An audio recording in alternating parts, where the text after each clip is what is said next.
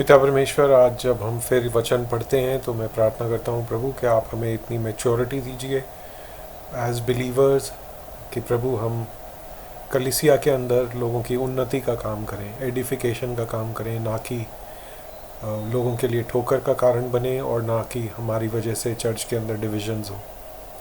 पिता परमेश्वर, हमें ग्रुपिज़म से बचाइए और हमारी आँखें हमेशा आपकी ओर लगी रहें। ये प्रार्थना प्रभु यीशु के नाम से मैं मांगता हूँ, आमीन। दोस्तों, आज जो हम पढ़ेंगे उसके लिए मैंने पहले ही प्रार्थना कर दी है।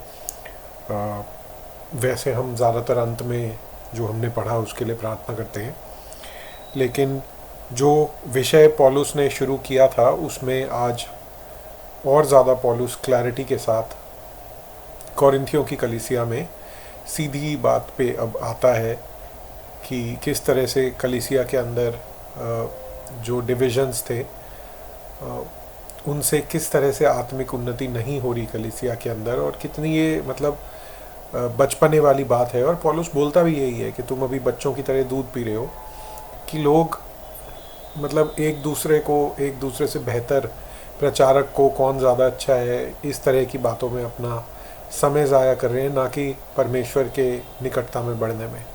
तो पौलुस यहाँ पे कहता है, हे भाइयों, मैं तुमसे इस रीति से बातें न कर सका जैसे आत्मिक लोगों से, परंतु जैसे शारीरिक लोगों से, और उनसे जो मसीह में बालक हैं। पौल कह रहा है कि आत्मिक लोगों की तरह मैं तुमसे बात नहीं कर सका कि तुम आत्मिक हो, पर तुम शारीरिक हो। इस तरह से मैं तुमसे बात कर रहा हूँ जैसे कि तुम मसीह में बालक हो।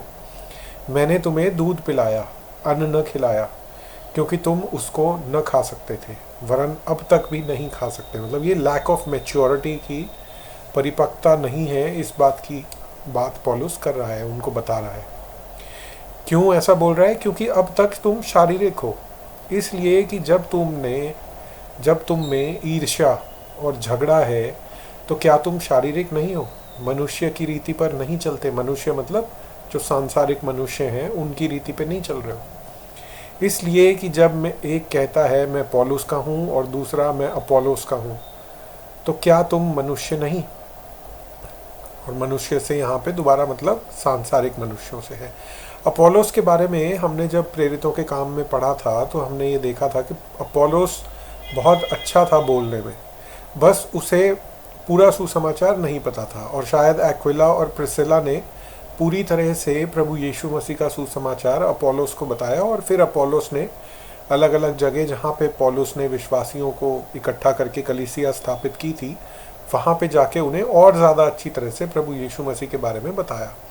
तो इस वजह से कुछ लोग कह रहे हैं मैं पौलुस का हूँ, कुछ लोग कह रहे हैं मैं अपोलोस का हूँ। अपोलोस कौन है और पौल कौन है? केवल सेवक, जिनके द्वारा तुम लोगों ने विश्वास किया, जैसा हर एक को प्रभु ने दिया। मैंने बोया, यहाँ पे लिखा है लगाया, इंग्लिश में है मैंने बोया, मैंने लगाया, अपोलोस ने सींचा, परंतु परमेश्वर ने बढ़ाया। तो कोई बोता है, कोई सींचता है, परमेश्वर बढ़ाता है। इसलिए न तो लगाने वाला कुछ है यानी कि बोने वाला, और ना सींचने वाला, परंतु परमेश्वर जो बढ़ाने वाला है। लगाने वाला, बोने वाला और सींचने वाला दोनों एक हैं, परंतु हर एक व्यक्ति अपने ही परिश्रम के अनुसार अपनी ही मजदूरी पाएगा, चाहे वो लगाने वाला हो चाहे सींचने वाला हो। ठीक है, परमेश्वर हर एक को उसके काम के अनुसार प्रतिफल देंगे, क्योंकि हम परमेश्वर के सहकर्मी हैं। तुम परमेश्वर की खेती और परमेश्वर के भवन हो। तो परमेश्वर तुम्हारे अंदर काम कर रहा है और परमेश्वर लोगों के थ्रू काम करता है। लोग एक जरिया बनते हैं कि परमेश्वर उनको इस्तेमाल करता है। इसीलिए हम जब विश्वास में आते हैं तो हम ये चाहते हैं और ये प्रार्थना करते हैं कि प्रभु आप हमें इस्तेमाल कीजिए अपने राज्य की बढ़ोतरी के लिए और अपनी स्तुति प्रशंसा के लिए, है ना। मिनिस्ट्री में इस्तेमाल होना, सेवकाई में इस्तेमाल होना, उसका उद्देश्य यही है कि परमेश्वर की बढ़ाई हो। परमेश्वर के उस अनुग्रह के अनुसार जो मुझे दिया गया, मैंने बुद्धिमान राजमिस्त्री के समान नींव डाली और दूसरा उस पर रद्दा रखता है, परंतु हर एक मनुष्य चौकस रहे कि वह उस पर कैसा रद्दा रखता है, क्योंकि उस नींव को छोड़ जो पड़ी है और वह यीशु मसीह है, कोई दूसरी नींव नहीं डाल सकता।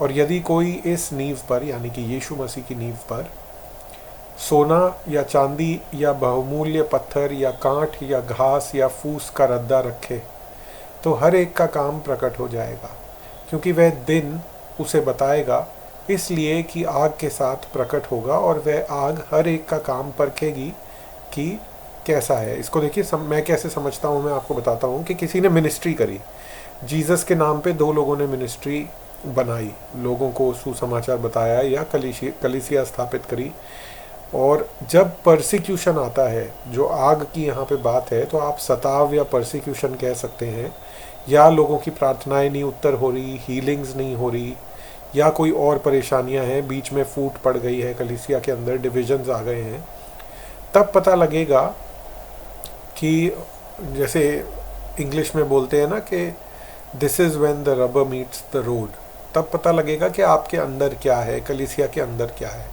तो पौलुस उसकी बात कर रहा है कि नींव तो प्रभु यीशु मसीह है, लेकिन उसके ऊपर तुमने घास फूस से बनाया है या सोने चांदी से बनाया है, वो उस समय पे परखा जाएगा।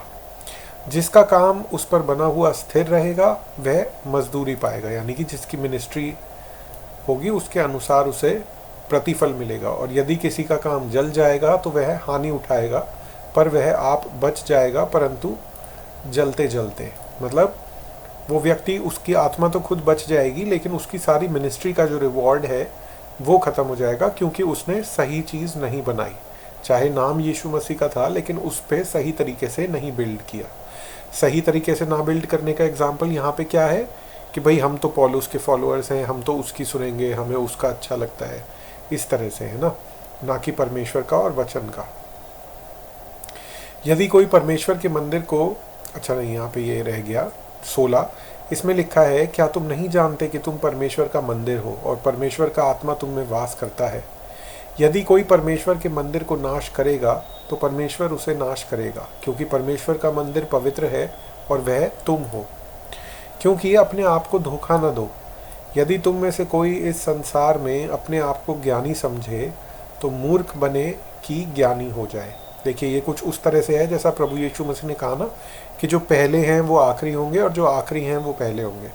तो उस तरह से कोई व्यक्ति अगर अपने आप को घमंड करता है और ज्ञानी समझता है, और इसको थोड़ा सा ग्रीक कॉन्टेक्स्ट में भी समझिएगा, क्योंकि जो कॉरिंथ है ये ग्रीस के अंदर था, चाहे था रोमन कॉलोनी, लेकिन वहाँ पे इन लोगों का यही काम था। इसके बारे में भी प्रेरितों के काम में बताया हुआ है। इन लोगों का यही काम था कि सुनना, फिलॉसफी और इन सब चीज़ों को सुनना, कि कोई नई बात सुनने को मिलेगी, यही उन लोगों का उस टाइम पे एंटरटेनमेंट था। तो अपने आप को ज्ञानी समझे, ज्ञान इकट्ठा कर करके, तो वो मूर्ख बनेगा। और जो मूर्ख है, जिसको कुछ नहीं पता सिवाय इस बात के कि प्रभु यीशु मसीह हमारे उद्धार करता है, वो ज्ञानी हो जाए। क्योंकि इस संसार का ज्ञान परमेश्वर के निकट मूर्खता है, जैसा लिखा है, वह ज्ञानियों को उनकी चतुराई में फंसा देता है। और फिर प्रभु ज्ञानियों के विचारों को जानता है कि व्यर्थ है। कुछ इस बारे में जो सबुपदेशक है उसमें भी बात बताई गई है। सुलेमान जो है वो इसके बारे में भी जिक्र करता है कि चाहे आप जितना मर्जी ज्ञान इकट्ठा कर लो, पर परमेश्वर की आज्ञाओं को मानना, उस पर विश्वास रखना, यही जो अंत है सब उपदेशक का, उसमें वो यही बताता है कि ये this is the conclusion of the whole matter. सब कुछ इस बात पे ही आके ख़त्म होता है कि परमेश्वर का भय माने और उनकी आज्ञाओं को। इसी पे एक बहुत अच्छी इंग्लिश की हिम भी है, trust and obey, there is no other way to be happy in Jesus but to trust and obey. तो कहीं ना कहीं उसी कॉन्टेक्स्ट में पॉल यहाँ पे बता रहा है कि प्रभु ज्ञानियों के विचारों को जानता है कि वे व्यर्थ हैं, इसलिए मनुष्यों पर कोई घमंड न करे, क्योंकि सब कुछ तुम्हारा है। कैसे मनुष्यों पे कि अरे हम तो पौलुस के हैं, हम अपोलोस के हैं। क्या पौलुस, क्या अपोलोस और क्या कैफा। कैफा मतलब पीटर। ये आप ध्यान करिएगा कि पॉल जब भी पीटर को रेफ़र करता है तो वो पतरस नहीं बोलता, हमेशा कैफा बोलता है। क्या क्यों है ऐसा मैं नहीं जानता, पर ये एक इंटरेस्टिंग ऑब्जर्वेशन है कि वो सीफस इंग्लिश में और कैफा हिंदी में बोलता है, कभी भी पतरस नहीं बोलता। क्या पौलुस, क्या अपोलोस, क्या कैफा, क्या जगत, क्या जीवन, क्या मरण, क्या वर्तमान, क्या भविष्य, सब कुछ तुम्हारा है और तुम मसीह के हो और मसीह परमेश्वर का है। ये जो 22वीं आयत है जहाँ पे ये पॉल एक लिस्ट जैसा देता है ये कुछ ना कुछ रोमन्स के जैसा भी है, जहाँ पे पौलुस बोलता है कि कोई चीज़ हमें परमेश्वर के प्रेम से अलग नहीं कर सकती, है ना।